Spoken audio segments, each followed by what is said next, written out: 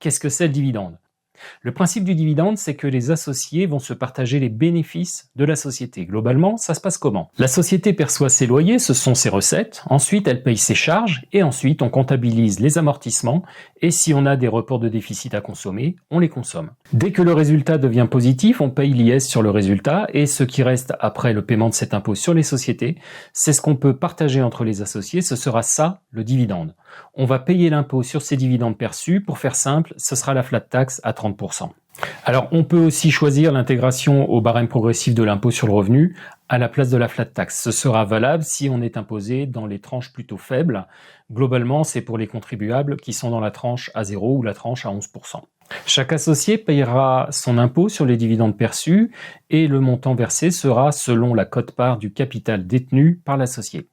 Pour une explication vraiment complète sur le dividende, la fisca, la technique et pour comprendre la possibilité d'en distribuer, bref, devenir un champion du monde du dividende français, vous avez le lien sous la vidéo.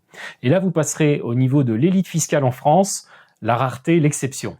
Bon, la différence principale entre le dividende et le remboursement de compte courant, c'est qu'on aura de la fiscalité à subir sur le dividende servi. L'autre point, et ce n'est pas neutre, c'est que si on sert du dividende à un associé, tous les associés recevront également leur quote-part de bénéfice. Bref, on sert tout le monde ou on ne sert personne. Le compte courant permet, je le rappelle, de ne servir qu'un seul associé parmi d'autres. Comme pour le compte courant associé, je vous ai prévu une vidéo spécialement consacrée aux dividendes. Le lien est sous la vidéo.